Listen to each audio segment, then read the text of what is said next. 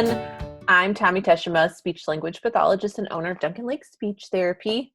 And we're really excited today to have a very special guest with us. I'm going to let her introduce herself. Hi, I'm Michelle St. Aubin. I'm a speech language pathologist as well, and also own a clinic like Tommy. It's called Fun First Therapy, and I work mostly with kids. We don't see adults at the clinic at this point, but that's what we do. And today we're here to talk about picky eating. And picky eating was a topic that was requested by a lot of people in a poll that I did a while ago. So I'm really excited to be able to chat with you about this and to let everybody know all about picky eating and all sorts of things. So I guess just to start off with, can you tell us what picky eating is? Yeah, and Tommy posted about that today too, which is nice. So picky eating, I got this from 0to3.org, which is, if you Google what is picky eating, this is what will come up. So it's when a person refuses foods regularly, because we have kids and adults that are picky eaters, or eats the same foods over and over again. So it's pretty basic, but it comes in all shapes and forms too. Mm-hmm. Mm-hmm. And I know that the big question on parents' minds when I asked about this was, how do we prevent picky eating in our children? Yeah, so that's a big question that comes up. One of my favorite feeds to follow is called Feeding Littles, and they talk a lot about this. You can take a couple classes through there that I've taken as well, so I'll plug them in here right now. So a couple different ways is I prefer baby-led weaning, which is where kids start to experience feeding from a very young age, around 6 to 8 months. As soon as they can sit independently and they can reach for something and then sit back up, we want good posture and motor control. Then we start introducing some foods.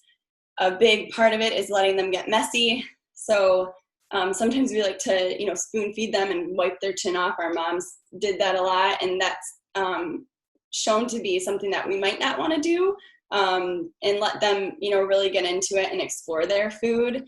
It does get pretty messy, so you want to have the environment set up just right so that it's easy to clean up. But some of that just comes with practice, and knowing your baby and knowing what you need in place to make sure that it's easy cleanup. Because I know people want, things have to be quick sometimes. So that's one way.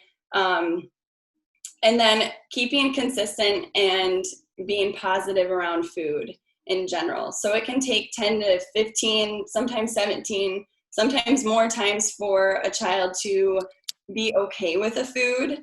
And so they give us that look when you give them a new food and they're like, and sometimes we'll say, oh, he doesn't like it. And we're kind of projecting our own feelings and emotions onto our kiddos. And if we communicate that a child doesn't like it and we're saying that over and over again, maybe it's peas, for instance, and they eat the peas and they take a bite of it and they give us that squishy little face and we say, oh, they don't like it. He doesn't like peas. And then we keep saying he doesn't like peas. Our kids are picking up on that energy. They're picking up on those words. And so it's important to recognize that they need a lot of exposure before we can kind of say they don't like something. And I personally probably wouldn't even say they don't like something for at least until preschool. And they can kind of decide for themselves, but keep introducing new foods. I like to put 3 different foods on a plate. I don't like to overload it. I like to put a few pieces of each food and pick one favorite with a couple that are new, or 2 favorites with one food that's new. So being consistent with that as well. And then also having your own expectations around mealtime. So it doesn't mean that those aren't flexible, but having a few, I call them non-negotiables, and we'll talk about some of my non-negotiables in a minute, but having a few non-negotiables at mealtime for your own family can make a big difference. Mm-hmm. I think even about like me as an adult, I would not consider myself a picky eater at all. I eat pretty much everything except for cilantro, which, Oh, same. Oh, Except I make cilantro lime dressing and it's the bomb. But like for a while I couldn't even prep it. I would like gag. it's the smell. It's real. Yeah, It tastes like soap. yeah. I can't do it. Me Uh, either. but I think about like, even as an adult to like, I'm trying something new. I'm like, okay, well, I know I'm going to this restaurant. I know that I like this thing. I guess I Yep. compare this thing with the thing that is new just in case I don't like it. So, I mean, even just like logically thinking about it as me, a not picky adult eater, using that Oh, with yeah. our kids is really, I never would have thought of that. Yep. And then I also think so peppers were something for me that like I as a kid growing up didn't like them, quote unquote. But then I found as an adult, like I started to eat them when they were cooked. And then I almost had to force myself to start eating the red and yellow peppers. And just over time, now I munch on them for snacks. But it took me, I think about like 10 plus exposures. It took me, a while for me to continuously try them in order to like them. So it's many of the times, if you think about how you are as an adult, you can often figure out your kiddos too, or just kids in general. We just have to reflect on how we are too. It's really fascinating. I never would have thought of that. Nice idea. I I guess then my question is too, if you already have a kiddo who is a super picky eater, Hmm. like we were just talking about, like, okay, well, I don't like this one thing, but like as a rational adult we can make that choice for ourselves. If you have a child who's a picky eater, what do you suggest people do? Yeah, so I have 5 non-negotiables, and we'll go into those a little bit. Now, first and foremost, make sure there are no other concerns. So if you, like we talked last week, if they have articulation where their speech sounds are off, or if there's other developmental delays, then it's a little bit of, it's a different story. It's a different conversation. If this is a child who is typically developing outside of picky eating and they're refusing foods on the regular, or if they are only choosing chicken nuggets and french fries from McDonald's, then, which happens a lot, then I would start with some of these non-negotiables. And first and foremost is really looking at what you're doing as a parent or an adult in the situation. Look at the environment. Are there a lot of distractions going on? I know when there's multiple kids involved, then it can be, a whole nother deal. But, keeping the TV off, making sure the tablets and the phones are away. That's one of my non-negotiables at mealtime. The kids have to really be able to focus on the meal, and it should be the most interesting thing at that point. So if you have, Mickey Mouse Clubhouse going on in the background, then the likelihood is that they're not going to want to, they're going to be distracted, and we really want them to focus on their meal. And that's the same with us. So it's called intentional eating. The space and keeping it consistent is a big one when it comes to the environment, and then also the time of day. So that fluctuates a little bit based on what sporting events you have, or extracurricular work day times, all of that. But just keeping in mind the time of day. So the next one is materials, and making sure that your kids have proper posture, which I'm not doing right now at all. Proper posture, having food prepped for ideal grasping. There's some techniques for that too that I go over with parents a lot. And just making sure that it kind of goes along with the environment, but just having the right materials can make a big difference for our kiddos. You want their feet to ideally rest on a flat surface so that their knees are 90 degree. And that's in a high chair, or when they're seated. I know when I have my niece over, she's not necessarily doing that. So that's something that I was like, oh, how do I even make this work for our situation? The next one is communication. I kind of talked a little bit about that. Make sure that you're setting expectations using consistent language. One of the things that I'll say is, we need to get your bib on, or go to your high chair, and it's in the same spot every time. So that child knows it's kind of like that pre-ritual before getting ready for dinner.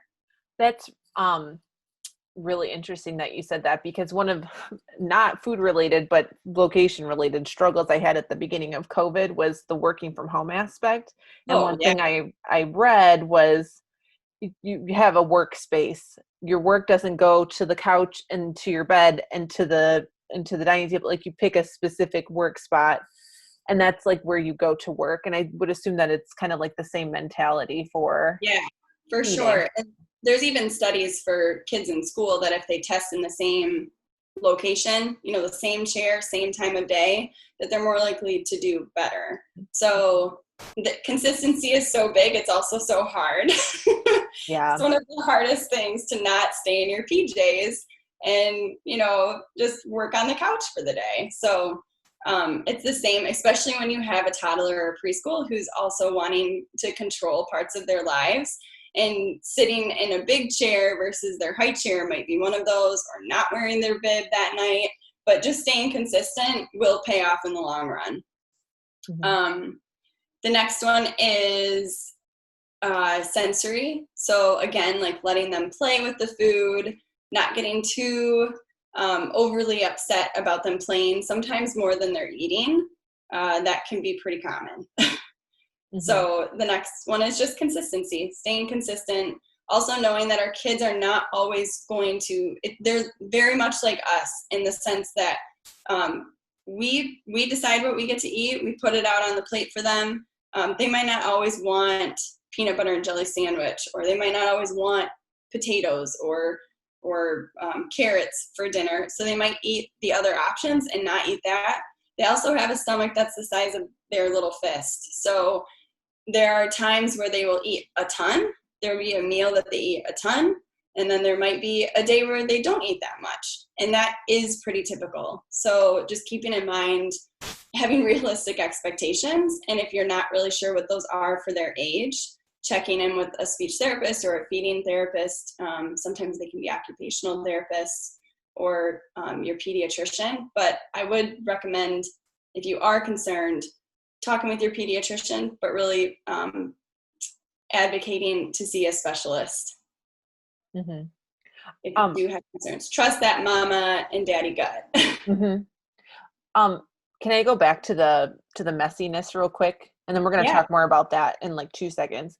So the theory behind the messy eating, letting them get their hands dirty, I just think of me, like, I don't have kids. So full disclosure, like, this is so far out of my realm of things I understand, which I'm so thankful that you're here to talk about this, because I don't get it. But I think about like the idea of letting a kid kind of all over. Is the theory behind it to allow them to be comfortable with different textures and Oh, for sure. Yeah. So not only are they going to feel it with their hands, they're going to put it on their cheeks, and then eventually it'll end up in their mouth at some point. They're going to lick it. So it's just becoming comfortable with the different textures: slimy, gooey, bumpy, chunky, hard. Yes, all part of that, and fine motor too is involved. That's not sensory, but it's still all a part of it. They have to learn to get it to their mouth. And it's also, the pincer grasp for that's, later on becomes writing. And then you're also thinking about like hand-eye coordination as well, for them to take the food from their plate and put it in their mouths. That ends up looking like tracking for reading later on. So there's so many different skills that they're building just through eating and playing with their food that will pay off in the long run. Wow. So whereas if I'm going to use this pencil, for instance, if you're, scooping and feeding them, you're the one that's doing the hand-eye coordination activities, not necessarily them. So Interesting. I never knew all of these things.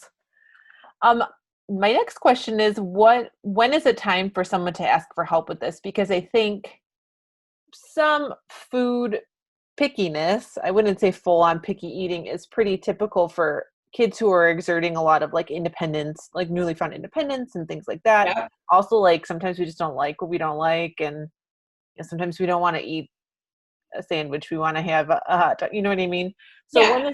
when is the line crossed into like, this is picky eating and I really need to get some help?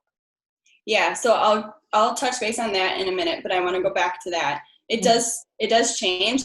Our kids are also, our eating habits are also an indicator of our children's eating habits. So sometimes looking at our own eating habits it makes a lot of sense. So that's something as well. As far as when to seek help, again, look at if there's any other developmental milestones that they're missing or skills that they're struggling with, because that could be an indicator. If they're gagging or vomiting during meals, during the introduction phase where you're introducing new foods, our kids, like between 6 months and 1, depending on where they're at when you're introducing these foods, their gag reflex is at the front of their tongue and it slowly moves backwards. So when they stick that fist in there and they gag a little bit, that is totally normal. They're just learning. Their tongue is still adjusting to a new texture and a new space on their tongue that's being touched. So if they're gagging beyond that though, and they're still having a hard time, or if they're vomiting especially, then it's probably something different that needs to be looked into. It's probably a little bit more serious. If there's weight loss or stagnant growth, that first year kids grow, rapidly as far as their weight gain and their height. That second year can be a little less, rapid. So, but if they're, not gaining weight over a few months, or just talk to your pediatrician about the weight gain. But yeah, if there's weight loss or if it's stagnant growth, then definitely look into it.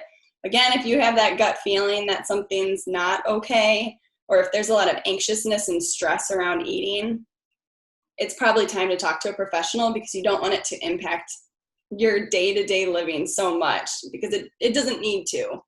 And even if it is just simple picky eating and it's becoming stressful and there's a lot of behaviors around mealtime and you're struggling as a parent, then ask for help. It's always worth it. It's not worth the struggle. Well, especially when there are people out there that are very knowledgeable and willing to help. And like Michelle, who does this, you should definitely just ask for. Yeah, sometimes it's just a few coaching sessions. Sometimes it's really just, okay, what's your environment look like? What does your typical time of day look like in the schedule that you're running by? That it can be that simple. How much food are you putting on the plate, or how are you presenting it? So sometimes it's not, this big ordeal. Sometimes it's pretty simple. It's just when you're in it and you're living in it, it's hard to have a bird's eye view. And that's for any of us. Right. And I guess it never hurts too, if you have any concerns, just to ask. It never hurts to ask. And I like Michelle said that if you do talk to your pediatrician, be pretty insistent about talking to a feeding specialist or somebody who has knowledge in this area. Yes, absolutely. So pediatricians are wonderful. They have a ton of knowledge.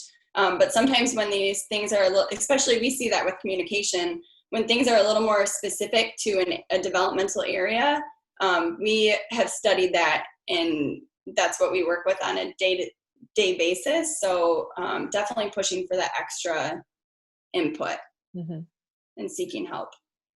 Well, thank you so much for chatting with us today and providing this valuable information. Can you please tell everybody where they can find you? Yeah, so we've got Facebook, which is Fun First Therapy, and you can follow our page there. I've kind of taken a summer hiatus, but I've been getting back to posting. And then Instagram is Fun First Therapy as well. So you can always email me at mstaubin@funfirsttherapy.com. And we'll have that information for all of you to check out at the end. So if you have any questions, shoot Michelle an email. She's really helpful, and we're so lucky that she's here today. So thanks, Michelle. Thanks for having me. This is fun. Thank you.